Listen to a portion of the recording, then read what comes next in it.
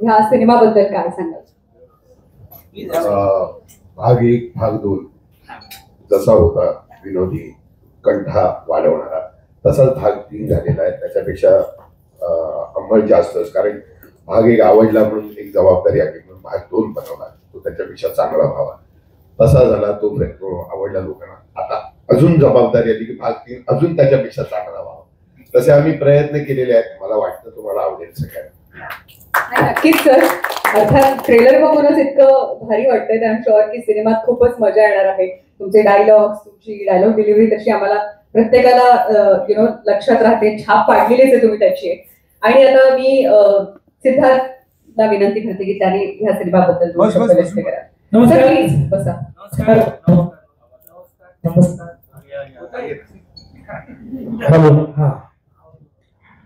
नमस्कार. 18 जुलै पासून संपूर्ण महाराष्ट्रात हा सिनेमा रिलीज होतोय आणि आम्ही खूप दिवस मी केसनी पडली उमेश कामत सर प्रमोशन साठी फिरतोच आहोत. जेव्हा टीजर आला होता, त्यानंतर पोस्टर आलं होतं, आता ट्रेलरलाही उत्तम प्रतिसाद आहे.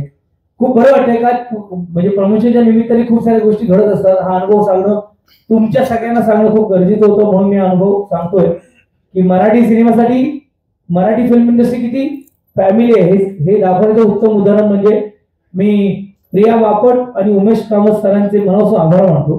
काल आम्ही पुण्यात प्रमोशन करत होतो आणि काल त्यांच्या नाटकाचा प्रयोग होता यशवंतरावला. पॅक शो, हाऊसफुल शो होता.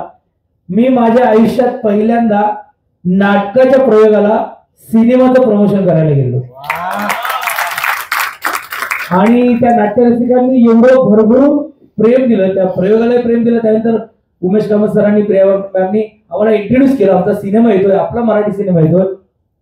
त्या संपूर्ण ऑडिटरने टाळ्या वाजवल्या. त्याच्यानंतर आम्ही ह्या टायटल ट्रॅकवर नाचलो, त्याच्यावरती आमच्यावर नाचले. ही खूप चांगली गोष्ट आहे. एखादा मराठी सिनेमा चालण्यासाठी मायबा रसिक प्रेक्षक जेवढे कारणीभूत असतात तेवढेच हे चांगले सहकार्यकर असतात, ज्यांच्यामुळे आम्ही जास्तीत जास्त लोकांपर्यंत पोहोचतो. तर मी उमेश सर, प्रियाला थँक्यू म्हणा. तुम्हाला पण थँक्यू, तुम्ही आलात आणि आमच्या नाटकाच्या स्टेजची पण रंगत वाढवली. त्यांनी अनाउन्समेंट पण केली नाटकाची. इंटरव्हलला अनाउन्समेंट असते ना, ती कालची हाऊसफुलच्या प्रयोगाची अनाउन्समेंट सिद्धार्थ जाधव यांच्या आवाजात झालेली आहे. तर एक मोमेंट आहे आणि खूप बरं वाटतंय. गेलेले पैसा 1, गेलेले पैसा 2 स्वातम्या म्हणाल तसंच की कुठल्याही सिनेमाचे 3 भाग गेले खूप मोठी गोष्ट आहे. आणि मला तर खूप बरं वाटतंय. मी तर गमतीने म्हणायला लागलो तर प्रत्येक प्रमोशनला की मी मराठी सिक्वेल स्टार होतोय, मी प्रत्येक सिक्वेल मध्ये असतो. त्यामुळे आता माझ्यासाठी खूप महत्वाची गोष्ट की गेलेले पैसा 3 येणं. गेलेले पैसा 1 ने खूप हात दिला होता, कलाकार म्हणून उभं केलं होतं आणि सुपरहिट सिनेमा तेव्हा नावावर लागला होता. त्यामुळे गेलेले पैसा 3 येतोय. आम्ही जास्तीत जास्त लोकांपर्यंत पोहोचवण्याचा प्रयत्न करतोय. गाणी, टीजर, कॅरेक्टर्स, आमचे जोक्स हे सगळे लोकांना आवडत आहेत. आणि आमच्या बरोबर बोललीस तू की संजय जाधव द मॅन जो ही सगळी मेहनत घेतोय, तर त्याचंही स्वप्न आहे जास्तीत जास्त लोकांनी पाहावं. आणि अमिताचे विशेष आभार आहेत, कारण मराठी कलाकार मराठी सिनेमाच्या मागे उत्तमपणे उभे असतात आणि हा सिनेमा जास्तीत जास्त पोहोचण्यासाठी त्याचा लय मोठा हात आहे. त्यामुळे तुम्हाला सगळ्यांना एवढीच विनंती आहे जी नेहमी करतो की उत्तम सिनेमा झालाय, लोकांचं मनोरंजन करणारा सिनेमा झालाय, तो जास्तीत जास्त लोकांपर्यंत पोहोचावा आणि त्यांनी पाहावा एवढीच माफक अपेक्षा आहे. 18 जुलै पासून संपूर्ण महाराष्ट्रात आमचा सिनेमा रिलीज होतोय. गेलेले पैसा 3 नक्की बघा. धन्यवाद. Thank you so much Siddharth. आणि मी आता उमेश यांना विनंती करते की त्यांनी पण या सिनेमाबद्दल, आमच्यावर खूप साऱ्या आठवणी तुमच्या सगळ्यांच्याच असतील, कारण तुम्ही सगळे एकत्र मिळून हा सिनेमा करताय. की फर्स्ट पार्ट पासून ते थर्ड पार्ट पर्यंत सोबत असणार आहात कायम, तर काय सांगशील? नाही, मला असं वाटतं आम्ही सिनेमा बनतो 2-2.25 तासाचा, पण जर बीटीएस शूट केलं ना तर माझ्या मते त्याचा एक सिनेमा बनेल आणि तो सुद्धा हिट होईल. इतकी आम्ही मजा करत असतो. अगदी वर्कशॉप पासनं जनरली असं म्हणतात की विनोदी सिनेमा हा मजा असते, सोपं असतं, करतात जातात, विनोद करतात जातात. पण माझ्या मते संजय जाधव सारखा जेव्हा दिग्दर्शक असतो तेव्हा तो सिनेमाच इतका कठीण लिहिलेला असतो की तो आम्हाला समजून घेऊन त्याच्यावरती काम करून, म्हणजे वर्कशॉप सुरू होतं. जवळजवळ महिनाभर आम्ही वर्कशॉप केलं होतं या सिनेमाचं. पार्ट 1चं पण केलं होतं, आताचं पण आम्ही जवळजवळ वर्षभर 1 महिनाभर आम्ही वर्कशॉप केलं. आणि असे निर्माते असल्यानंतर खाण्यापिण्याची आमची काही तदादत नसते. आमचे लाड इतके केले जातात की असं वाटतं की वर्कशॉप संपूच नाही. म्हणजे सुरुवातच कॅफेतनं होते, मग असं वाटतं की खायला प्यायला आधी जावं आणि मग वर्कशॉप करावं. सो सतत जावं असं वाटतं, असा सेट आहे. आणि मला असं वाटतं आज खरं तर मला असं वाटतं मगापासूनही म्हणते की टाळ्या वाजवा टाळ्या. मला वाटतं पत्रकारांच्या हातात पेन असतं त्यामुळे टाळ्या वाजवता येत नसतील. आता फोन आहे तर टाळ्या वाजव. पण मला असं वाटतं की तुमच्यामुळे तुमच्या सगळ्यात मोठी जबाबदारी आहे. म्हणजे आम्ही आमची जबाबदारी पार पाडलेलीच आहे मेहनत घेऊन काम करून. पण मी प्रेमाने आणि कळकळीने तुम्हाला विनंती करतो की तुम्ही प्रेक्षकांना थिएटरपर्यंत आणलं तर प्रेक्षक त्यानंतर त्यांना आवडेल ना आवडेल हा सिनेमा पुढचा भाग आहे. पण तुम्ही जे लिहाल, तुम्ही जे पोचवाल, तुमच्यामुळेच प्रेक्षकांपर्यंत सिनेमा पोहोचणार आहे आणि त्यांना कळणार आहे की 18 जुलैला सिनेमा रिलीज होतो आहे. मी अगदी मनापासून सांगतो की हे 2-2.25 तास प्रेक्षक आपलं सगळं स्ट्रेस विसरून जातील आणि निखळ मनोरंजन त्यांचं होईल. हसत हसत घरी जातील. आपण जे म्हणतो की मराठी सिनेमा ग्रँजर असायला पाहिजे, छान दिसायला पाहिजे, इतर भाषांसारखे मोठे व्हायला पाहिजे, तर माझ्या मते हाच आमचा प्रयत्न आहे. जे काही करता येईल, मोठा सिनेमा म्हणजे जसं निनाद सर म्हणाले की मोठा सिनेमा केलेला आहे. मोठा म्हणजे लेंथ वाईज नाही पण ग्रँजर वाईज मोठा केलेला आहे. कुठल्याही डिपार्टमेंटमध्ये काही कमी पडणार नाही याची काळजी घेतली आहे. संजय जाधवची फिल्म म्हणजे टेक्निकली ती कमाल फिल्म असते. फाईट मास्टर असतो, गाणी असतात, सीन्स असतात, कोरिओग्राफी असते, चकाचक असतात, कॉस्ट्युम्स उत्तम असतात.